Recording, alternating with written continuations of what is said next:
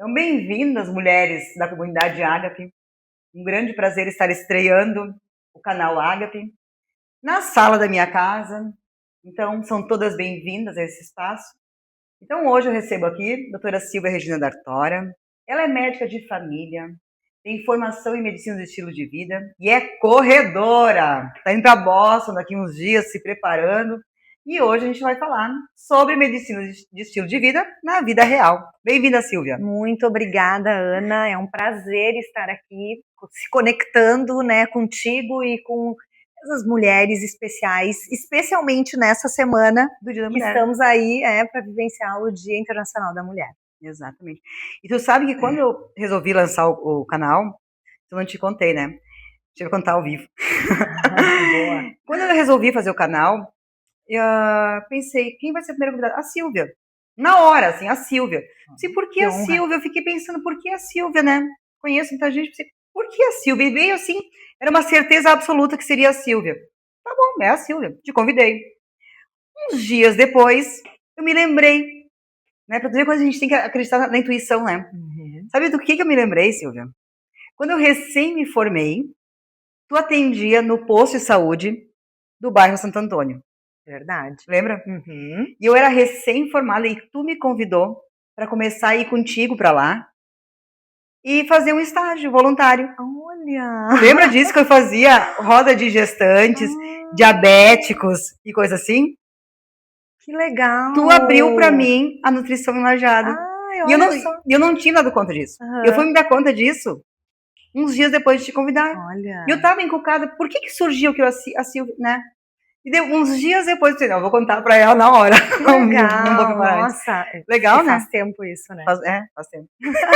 Mais de 20 anos. Mais de 20 anos. Ai, muito obrigada, que bom Viu? lembrar de mim. Legal, né? Silvia, e olha só.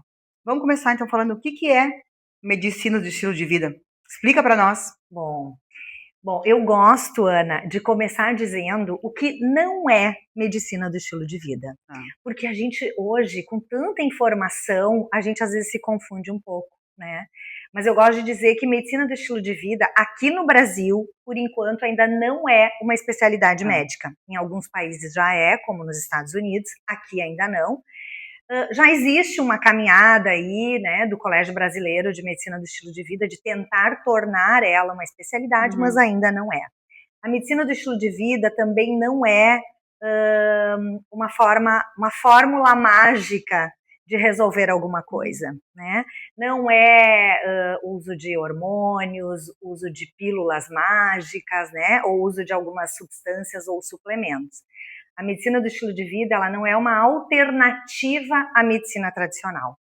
Na verdade, aqui a gente considera ela como uma abordagem em medicina para auxiliar os nossos pacientes nas mudanças de comportamento, ligadas aos pilares do estilo de vida. E que a gente sabe que essa forma de abordar, mudando, né, e auxiliando os pacientes a mudar o seu estilo de vida, os pilares do estilo de vida, é a forma de tratar de uma forma mais efetiva as doenças crônicas. Então, desde prevenção dessas doenças, tratamento e até, em alguns casos, remissão. Olha só. Então, esse é o conceito, é uma abordagem baseada em evidência científica. É isso que eu ia te perguntar. Já existe evidência científica, então? Sim, muitas. Hoje a gente trabalha com evidências científicas de formas de metodologia, né, que possa auxiliar o paciente na sua mudança de comportamento dentro dos pilares do estilo de vida. E quais são esses pilares? Vamos lá, então. Vamos entrar nos pilares. Já vamos, né? Se é uma base, tem que ter pilares, né? Vamos lá. O mais, né, o que a gente tem que começar falando, sem dúvida nenhuma, é a alimentação saudável. Né? Uma alimentação saudável, né, rica em comida de verdade, em fibras, vegetais. Eu sempre digo, né? Alimento é informação bioquímica. Isso aí. A gente tem que olhar. Então, esse é um dos pilares fundamentais da medicina do estilo de vida. Atividade física, né, sem dúvida nenhuma, uma vida ativa, o movimento, o sono reparador, que é muito importante, para que a gente tenha saúde, é fundamental que a gente durma bem. Não, e hoje em dia, além de dormir bem, tem que dormir para o bem. Exato. Né? Porque às vezes as pessoas dizem assim, eu durmo bem. Mas ela usa um medicamento, ela precisa de um chá para dormir, ela precisa de algum indutor de sono. E não é.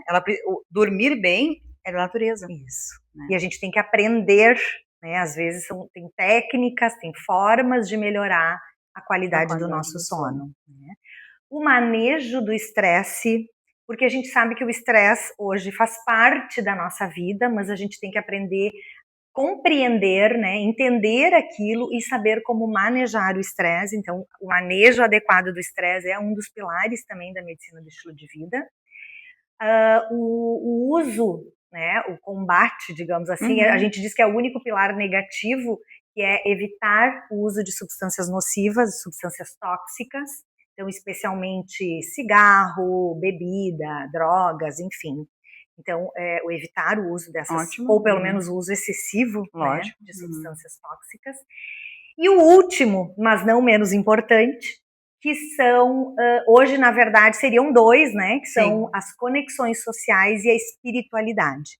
Hoje já existe uma linha no Colégio Americano de Medicina do Estilo de Vida que juntou os dois e que chama de conectividade, que seria juntar as conexões sociais com a espiritualidade, que é a questão de ter um propósito na vida, né? Inclusive, que a gente vai falar sobre inclusive essa foi uma das perguntas que veio, depois a gente vai falar sobre isso, né? É que muitas mulheres se queixam de não ter um propósito.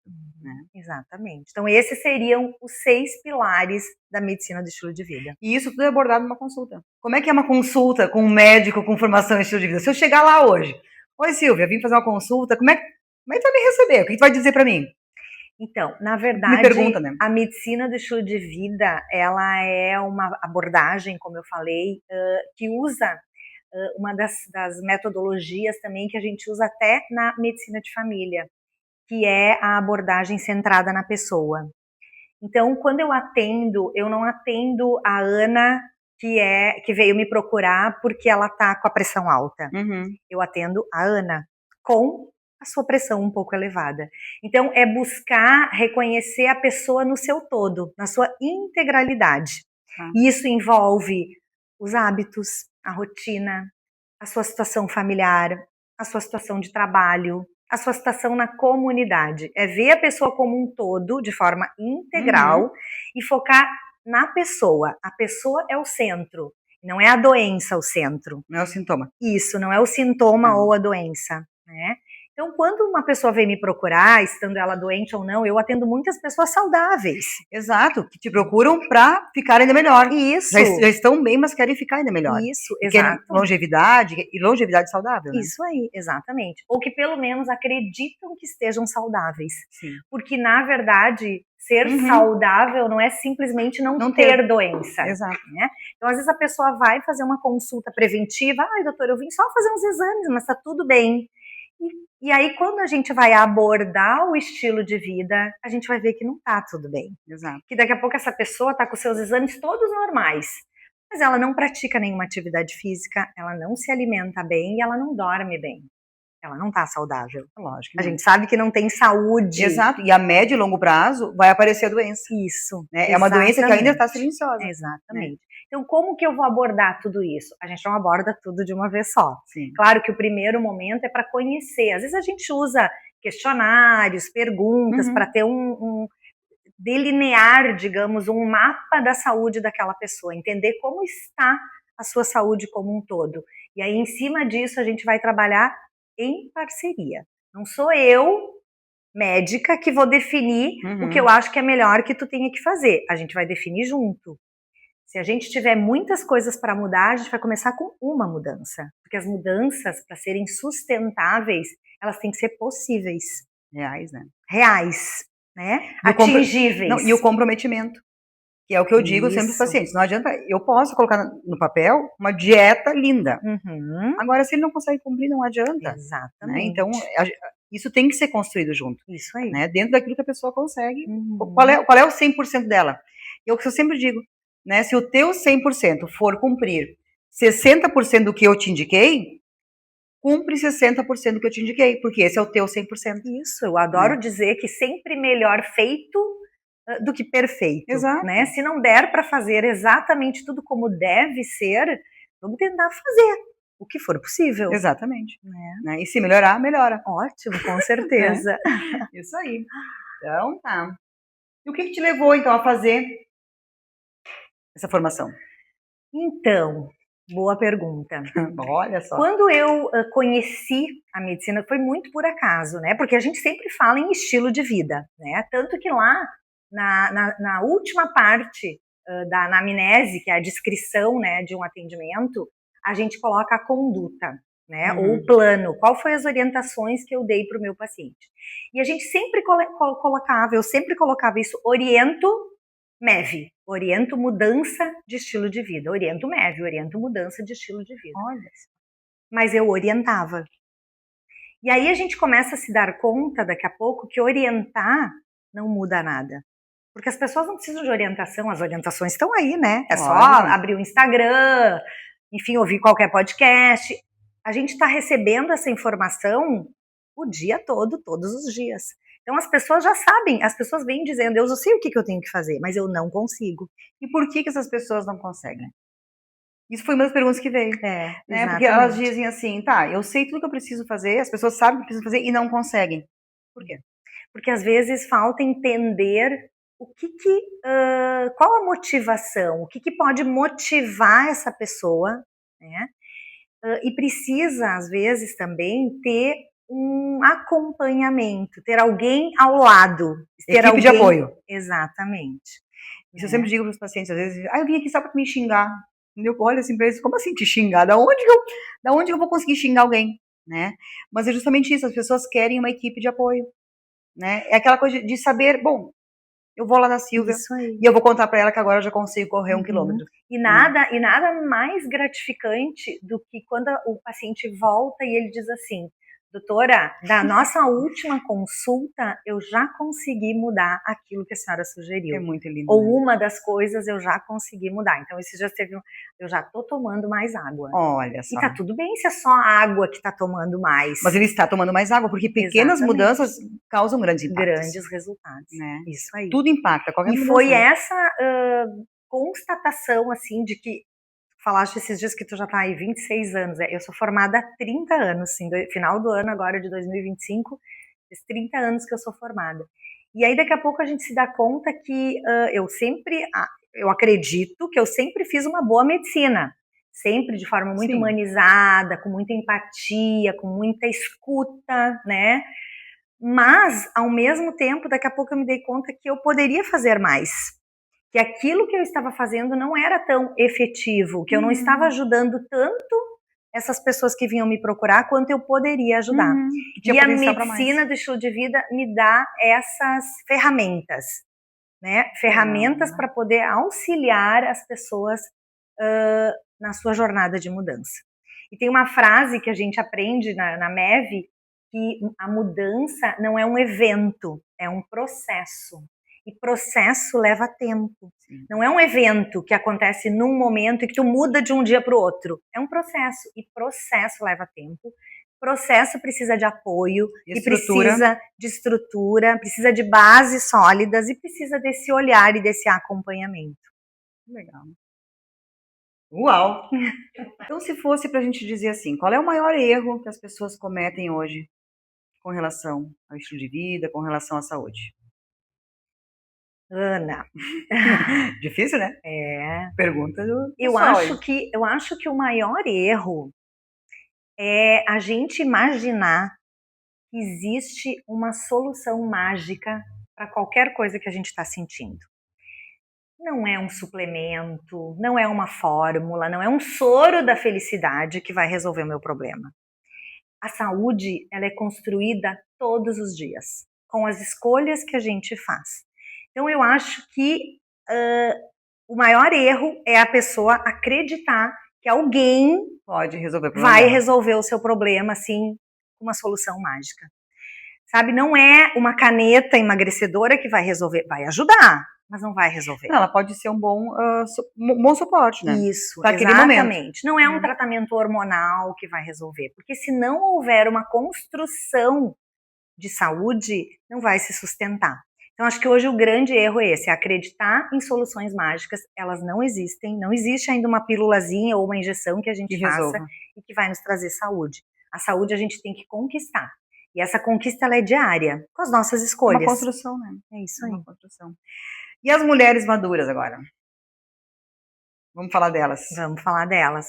Nós, no caso, né? Nós, no caso, né? E nós, mulheres que já vivemos a menopausa, eu que já passei dos 50 anos. Quais são as maiores queixas que elas trazem? Eu acho que, claro, sem dúvida nenhuma, em termos médicos, eu acho que a grande queixa é a questão hormonal. Sim. Né? A gente sabe o quanto a menopausa, né, o climatério, ele impacta na saúde da mulher. E não é só uma deficiência hormonal, né? A gente sabe que traz queixas ou sintomas na vida, no corpo todo, né? Porque altera o sono, altera o humor, né? A nossa disposição, quantas coisas, né, que a gente sente em função disso. Mas isso é possível também a gente melhorar e tratar com cuidados gerais, sejam cuidados médicos, né, com medicamentos, seja cuidados com alimentação, com atividade física, enfim, com todos esses pilares que a gente vem falando. Que eu sempre digo para as mulheres, né, que eu atendo, eu acho que as mães têm que cuidar assim, ó, não acredita quando alguém te diz assim, menopausa é assim mesmo. Né, porque não é assim, porque não faz sentido. A gente nasce com vitalidade, né? A gente começa a caminhar, engatinhar, caminhar, bem faceirinho, né? A gente vai pro colégio, começa a aprender, a gente consegue, a gente vai estar sempre com vitalidade. Exatamente. Por que vai chegar um momento da vida em que isso vai acabar? Não faz sentido. Não faz. Né? Não faz sentido. Não. Então eu sempre digo, se isso está acontecendo, não tá certo. Eu acho que não pode ser uma desculpa isso para achar que é assim, que é assim, né? Que tá tudo certo, a gente se sentir mais cansada, sem disposição, sem dormir direito, com a libido lá embaixo, né? Exato. Não pode ser normalizado isso, né? A menopausa é uma fase da vida da mulher que a gente vai viver durante muitos anos nessa fase, mas a gente tem que aprender, né? Como viver da melhor forma possível essa fase da vida.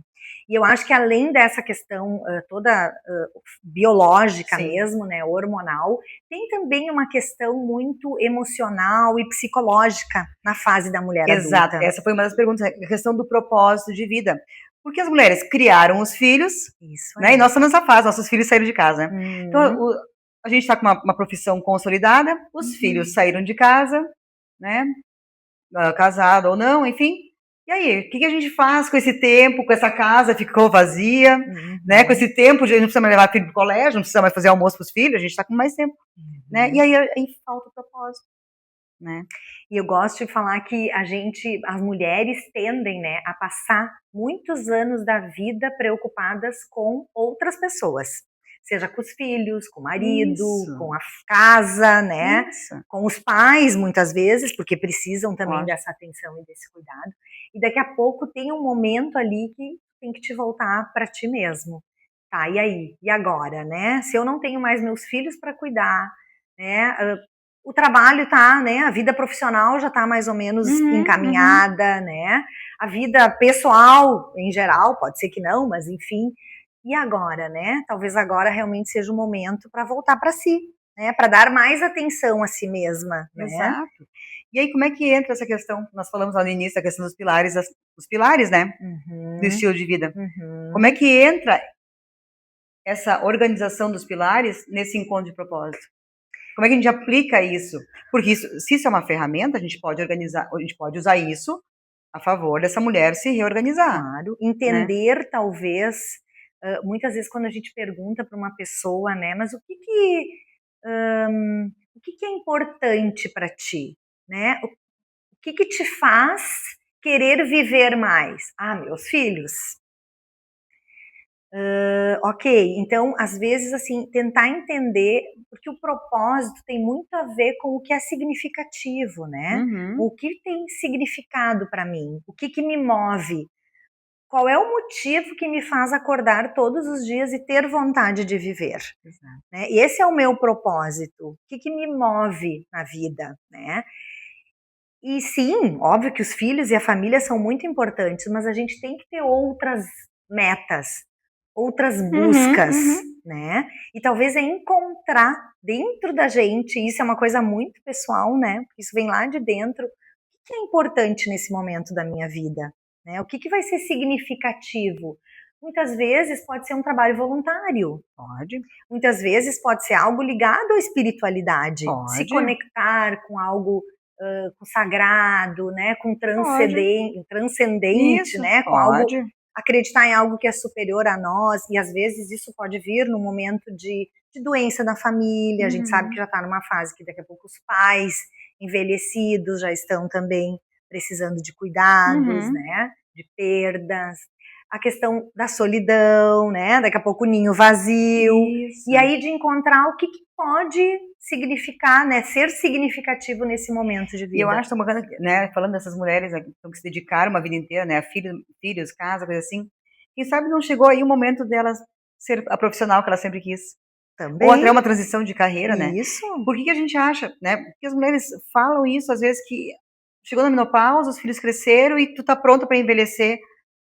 Agora tu tá com tempo para se cuidar. Lógico! Né? E para realizar teus sonhos. Isso aí. Né? A gente deixa os sonhos, às vezes, dormicidinho ali, e agora é o momento de viver. Exatamente. Às vezes e hoje a gente tem visto isso, né? As pessoas estão vivendo mais, então as pessoas não se aposentam mais tão cedo, né? Exato.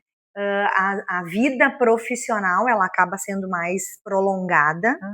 E é isso, né? Daqui a pouco é o momento que tu vai poder te dedicar muito mais à tua vida profissional, ou não, né? Ou eu quero me dedicar mais à atividade física, lógico, ou alguma outra coisa que é do meu interesse, né? Aprender algo diferente, vou fazer um curso de trabalhos manuais, um curso de dança, enfim, né? Eu acho e para tudo isso precisa de saúde, né? Exatamente. Né? Porque senão, realmente, vamos fazer um curso de dança.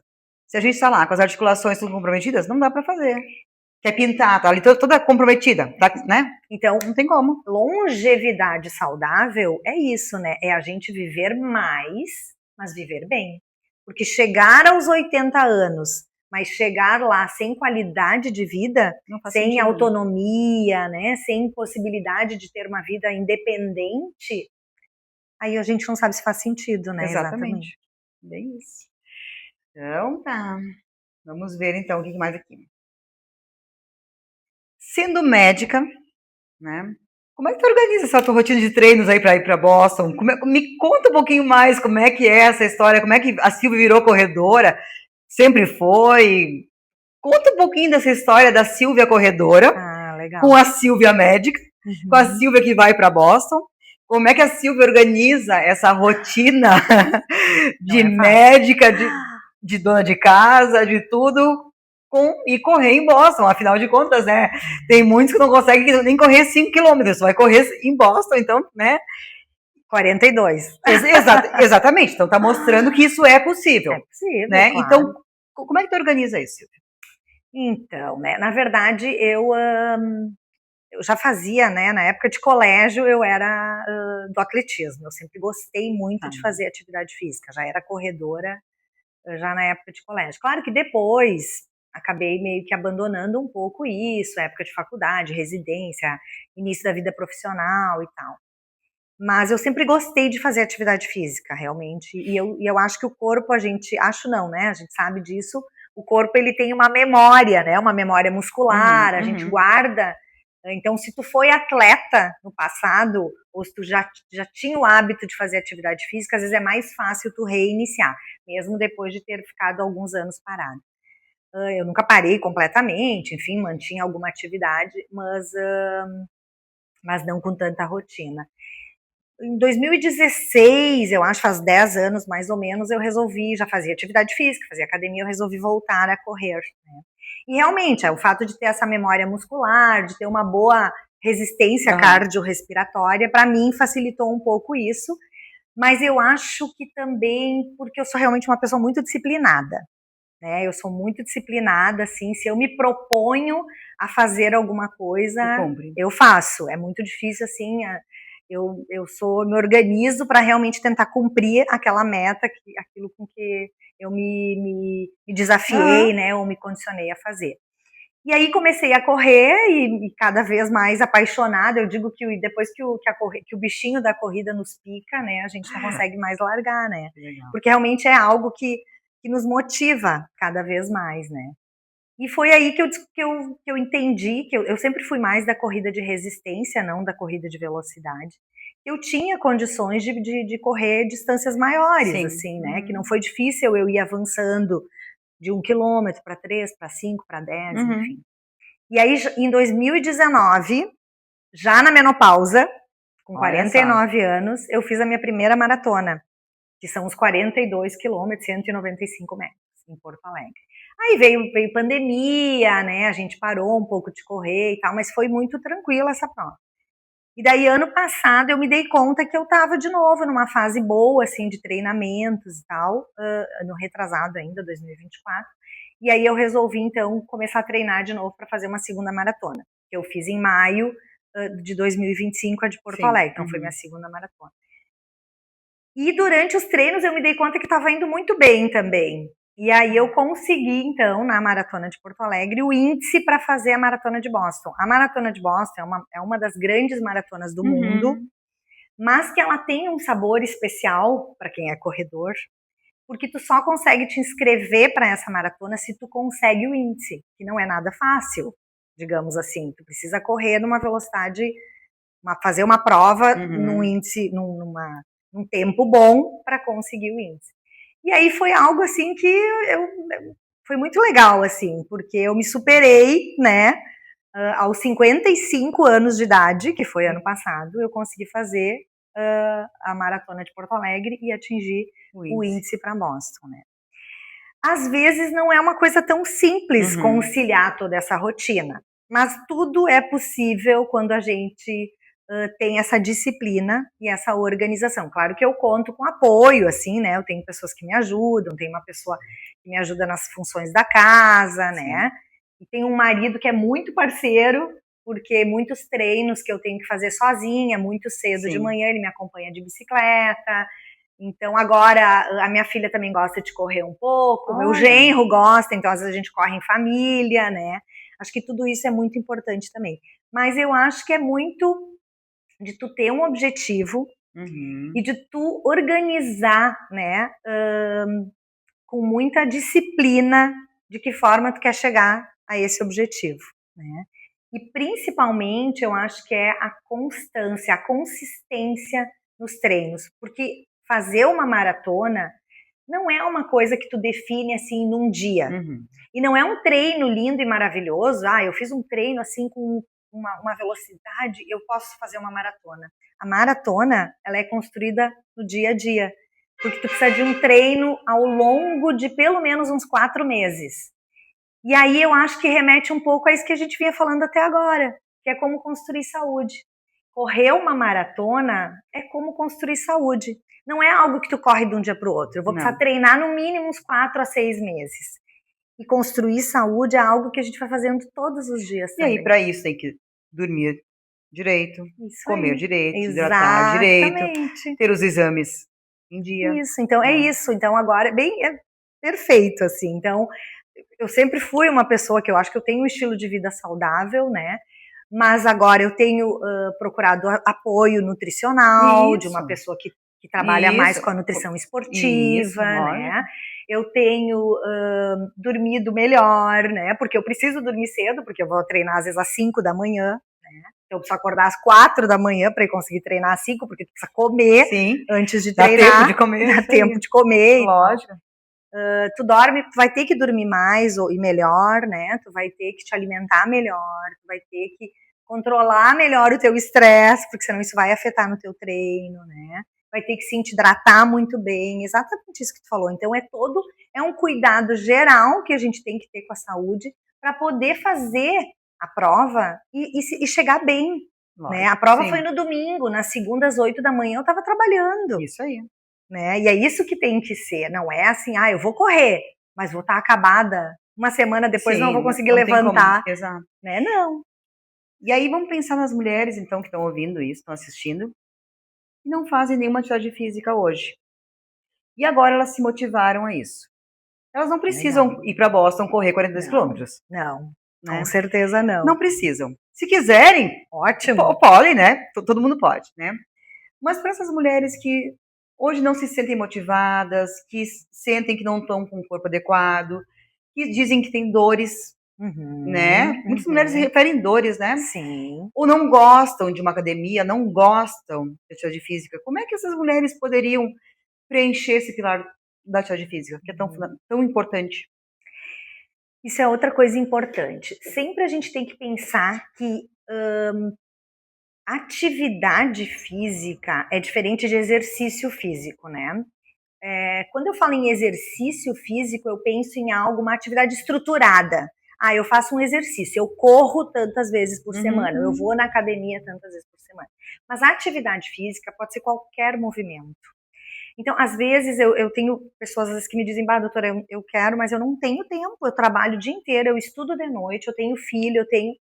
Então vamos pensar assim, o que é possível fazer para que tu te movimente mais? Quem sabe, quando chegar no trabalho, deixa o carro mais longe no estacionamento. Não põe na primeira vaga que é só atravessar a rua. Não, põe longe. Se tu vai de ônibus, para uma parada antes e caminha até o teu local de trabalho. Se tu trabalha no segundo andar, usa escada, não usa o elevador. Se a padaria ou o supermercado que tu costuma fazer compras todo dia é perto de casa, vai a pé, não usa o carro. Então, pequenos movimentos já fazem diferença, né? Então, às vezes, a gente tem que começar com isso, se movimentando. Já existem estudos que comprovam, né, que o número mínimo de passos por dia, em torno de 8 mil passos ou até menos, já impactam muito na quantidade de anos vividos. Então, assim, a gente consegue aumentar a nossa expectativa de vida só caminhando 8 mil passos por dia. Hoje em dia existem os reloginhos, aqueles que marcam os passos de caminhada. É uma alternativa, né? O próprio celular faz isso. Celular. Não quando tá precisando, mas... Isso aí. Né? Então, daqui a pouco, ter uma ideia, assim, pelo menos, pra né? ter uma ideia. Daqui a pouco, assim, começa a controlar um pouco se tu tá te movimentando. Não precisa necessariamente ser uma atividade, um exercício regular, assim. Claro, sempre que for possível, é importante a gente manter atividades físicas mais regulares. Segundo, né, a Organização Mundial da Saúde, o mínimo seriam 150 minutos de atividade por semana. Atividade moderada por semana. Mas se a pessoa conseguir, hoje eu não consigo, eu consigo caminhar 10 minutos, que seja 10 minutos. É melhor do que nada. Exatamente. Qualquer coisa que fizer vai ser melhor do que nada. Então eu sempre digo que tem que começar. E nunca é tarde para começar. Sempre é tempo, né? Se tiver 50, 60 anos, não importa. Sempre é tempo para começar. Precisa começar. Que legal. Né? É bem isso, né? E a nutrição, vamos falar de nutrição, né? Afinal de contas. Qual é o papel da nutrição? O que a médica vê como o papel da nutrição nessa história toda? É um dos pilares essenciais, né? Sem dúvida nenhuma. A alimentação saudável faz toda a diferença. Porque se a alimentação não está adequada, se a pessoa não está nutrida, ela não vai conseguir ter um bom desempenho na sua atividade física. Isso. Né? E aí eu acho, falou uma palavra bem importante, né? O bem alimentado e peso adequado não quer dizer que ela esteja bem nutrida. Exatamente. Né? Então, e eu acho que isso é fundamental, é assim como aquela história de que intestino funcionante nem sempre é um intestino funcional. Exatamente. Né? Então, isso, saudável. Exato. Né? Então isso precisa ser também esclarecido, as pessoas têm que se dar conta disso, né? Que não é que está com peso adequado, que está comendo bem, que tá bem nutrida. E hoje a gente sabe o quanto o intestino está relacionado com uma série de questões da nossa saúde. Isso. Né? Então, tanto doenças metabólicas, né, óbvio, lógico, mas também doenças neurológicas, por exemplo, né, inclusive relação com a demência, né, que a alimentação, que a saúde do intestino tem uma relação direta com demências, enfim, com Alzheimer. Então, assim, a nutrição, ela é fundamental para um equilíbrio, né, para uma saúde, assim, bem sustentada e equilibrada. E é claro, eu sempre, se eu tiver que começar dizendo alguma coisa, numa mudança relacionada, sem que a pessoa vá ter um acompanhamento nutricional, Sim, isso. enfim, a primeira coisa que eu digo é, diminua o que for possível de industrializados, ultraprocessados. Então, sempre o que a gente puder diminuir de alimentos que não são alimentos, né? Isso. Simplifica. Simplifica. Para de comer produto alimentar e passa a comer alimento. Tem uma frase que a gente usa muito, né? Que é o descascar mais e desembalar menos. É isso. Então, simples. Assim, vamos tentar comer mais comida, frutas, legumes, verduras, e carnes. Fruta da época, né? Não precisa sair comprando uma lista enorme. Exatamente. Né? E vamos evitar de consumir muito produto pronto. Não quer dizer que não possa de vez em quando comer, né? Sim. É a mesma coisa para as bebidas adoçadas, né? Então a gente vamos diminuir. Se não der para parar de tomar, ok, deixa para o final de semana. Exato. Né? Mas faz um movimento. Exato. Né? Muda alguma coisa. Então, vamos ver. O que muda no corpo de uma mulher quando ela começa a treinar de forma consistente? Ela começou a treinar, ela consegue fazer 30 minutos por dia. Isso impacta? Nossa, muito. E o que muda? Vamos justificar. Porque quando a gente entende o para quê das coisas, fica mais fácil a gente aderir, né? Porque uma coisa, não, eu só consigo fazer 30 minutinhos de caminhada por dia. Mas então, digamos que eu seja aquela pessoa assim, eu só consigo fazer 30 minutinhos de caminhada por dia, Silvia. Né? Tô desmotivada, é só isso. Como é que tu vai me convencer a manter os 30 minutos de caminhada por dia? Que isso está impactando em mim. Faz já muita diferença, né? Como a gente falou antes, assim, não é só qualidade do exercício ou quantidade do exercício, é poder fazer alguma questão, algum movimento. Quando a gente o corpo, nós, né, humanos, fomos feitos para viver em movimento e não da forma como hoje nós vivemos, né, de uma forma mais sedentária.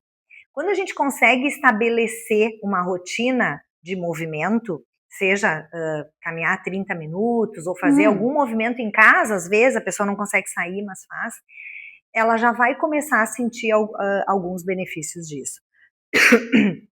Uma das coisas principais, assim, é porque o exercício físico, ele libera alguns neurotransmissores, que são substâncias, né, que são produzidas lá no nosso cérebro e que são responsáveis por exemplo, uma sensação de bem-estar.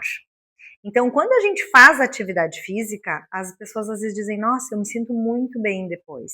Essa sensação, posso até estar me sentindo cansada, o corpo meio cansado, uma dor muscular de ter feito um exercício que eu não estou habituada, mas é uma sensação de bem-estar.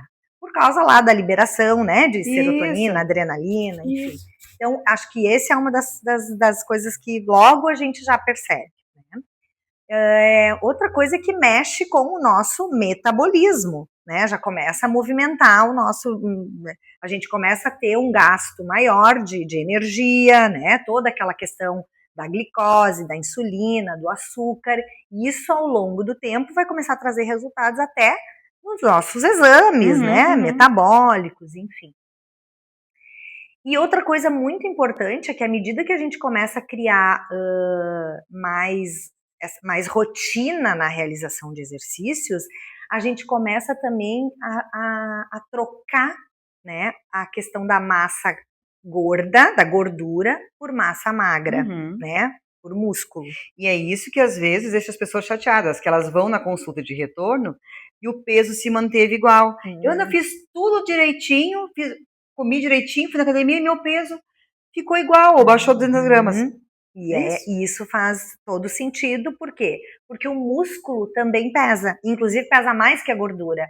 Então, às vezes, a gente aumenta de peso, mas tu ganhou músculos e tu perdeu gordura corporal. E isso faz toda a diferença, especialmente na pessoa com mais idade, na mulher madura. Isso. Porque o que acontece? Com a idade, existe uma tendência que é natural, que é do envelhecimento, que é de nós perdermos massa magra. Né? Então, com o envelhecimento, nós vamos perder músculo. Isso é natural, faz parte do envelhecimento. E qual é a importância do músculo no envelhecimento? Toda. Pois é, por quê? Né? Por quê? Porque uma pessoa que nunca fez musculação tem que começar a fazer musculação quando começa a envelhecer. né? Explica aí, por quê? Por quê? Porque o exercício de força, o exercício de resistência, ele vai nos garantir autonomia na velhice. O que vai fazer com que a gente consiga levantar de uma cadeira sozinho, o que vai fazer com que a gente consiga pegar as compras do supermercado, o que vai fazer com que a gente consiga pegar um neto no colo, é músculo. É o músculo. Se eu não tiver músculo, eu não vou conseguir fazer isso. Vai ser aquele velhinho que vai precisar de uma bengalinha para levantar da cadeira. E aí você não tenho força para pegar meus netinhos no colo, né? Ou eu preciso de ajuda se eu for no banheiro porque eu não consigo levantar do vaso sanitário sozinho, eu vou ter que usar uma cadeira higiênica, né? Então, o músculo, eu digo que fazer uma poupança de músculo, né? É a poupança que a gente vai ter para garantir uma velhice com autonomia, com independência, né? Com uma saúde mais funcional. Se eu quero ser uma pessoa de 80, 90 anos, mais funcional, autônoma e independente, obviamente que não é só músculo, né? Sim. Mas eu preciso ter músculos, sim, né? E eu preciso, claro, ter uma boa... a questão do cognitivo, lógico, também, sim, que é fundamental, né? Mas em termos de força física, é essa garantia, assim, sabe? É o músculo que vai me dar garantia para isso. Então não tem escapatória, né? Não. Mulheres maduras, né? As mulheres, eu sempre digo isso, assim, qualquer atividade física conta, mas vai ter um momento da vida que vai precisar fazer musculação. Porque é o exercício de força que vai nos dar essa autonomia.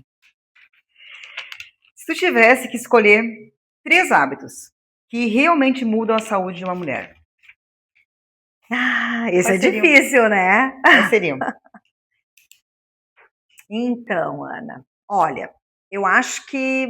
Eu não vou dizer em ordem de importância, tá? Porque eu acho que não tem como a gente selecionar, 3 hábitos. Movimento, sem dúvida, né? A gente precisa se movimentar. E seja qualquer movimento, agora a gente salientou a importância da musculação, do exercício de força, mas eu acho assim, vamos nos movimentar. Antes tu citou a questão da dor, né? Mas eu não consigo, eu tenho dor. Hoje, é muito claro isso, que hoje dor se trata com movimento, não com repouso. Né? Como isso mudou, né? Mudou. Antigamente tava com dor, tinha que repousar, né? Então, assim, se o seu médico ainda recomenda repouso, vamos reavaliar, né? Claro, depende tudo da situação, né? Então, às vezes tem alguns momentos ou um período do tratamento que talvez tu tenha que ficar em repouso, evitar esforço, diminuir. E tal.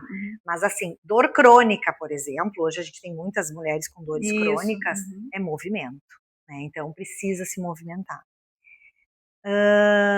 Um segundo pilar que eu acho fundamental, e hoje já tem vários estudos que demonstram isso, né?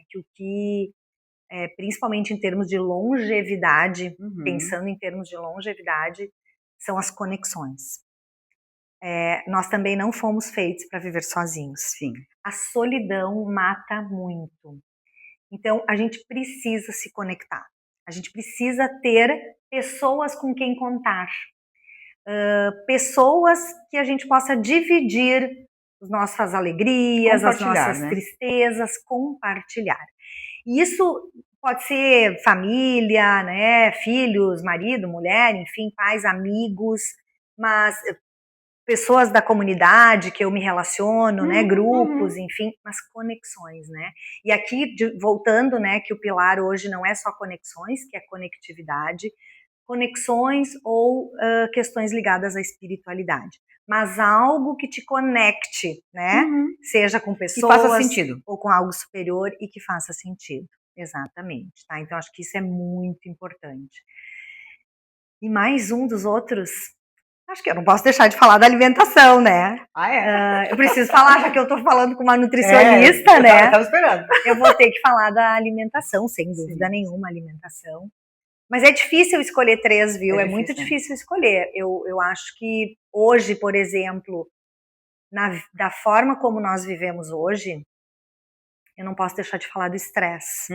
Esse manejo, né? Isso. As pessoas hoje vivem muito estressadas, né? A gente tá sempre correndo atrás da máquina, né? Hoje até eu fiz uma postagem dizendo assim, pô, você acabou de voltar de férias e a gente já tá com a sensação de que tem que tirar férias de novo. Por que será que a gente sente isso, né? Porque a gente tá sempre cansado. Não, e outra, né? Por que a gente quer férias? Isso é interessante, né? Porque se a gente quer tanto férias, é sinal que nossa rotina não está né, preenchendo aquilo que a gente busca. Porque se a gente vive em busca de férias, de feriados, de finais de semana, esperando pelo sextou, que o pessoal fala, aí, o pessoal fica esperando isso, né? Tu passa uma vida esperando o final de semana. Então, esse é sinal, quem está com isso, eu acho que é fundamental avaliar o que está fazendo. Exatamente. Né? Talvez não esteja no seu lugar mais adequado. Porque quando tu está o tempo inteiro esperando feriado, esperando férias, esperando. Puxa, a vida é o que acontece entre umas férias e outras. Exatamente. Né? Então. Claro. Eu acho que isso é muito importante que tu traz. Porque eu concordo plenamente. Claro que a gente gosta, né, de estar mais de final de semana, estar mais com a família, ter mais tempo livre, poder descansar mais. Mas eu também preciso me sentir bem durante a semana, no meu dia a dia, no meu trabalho, né? Até porque a gente passa muito tempo trabalhando, nós passamos mais horas no trabalho do que em casa com a nossa família, né? Ou até conosco mesmo, sozinhos. Exato, né? Exato. Então a gente também precisa ter satisfação, né, de se sentir bem no nosso ambiente de trabalho, enfim, durante a semana. Realmente, eu acho que a gente não pode sobreviver de segunda a sexta para relaxar e viver no final de semana. Exato, não faz sentido, né? A gente tem que viver bem, né, obviamente dentro do que é possível, mas durante todos os dias da semana também, né? Exato. A gente vai se encaminhando, né, para o encerramento e já agradecendo, mas passamos aí um bom tempo conversando e preparamos um terreno, né? As mentes se abriram, os corações se abriram, algumas coisas fizeram sentido, né? Já começamos a ver algumas coisas de outra forma, né? Então, com esse terreno preparado, deixa uma sementinha agora ali, né? Nesse terreno aí que abriu.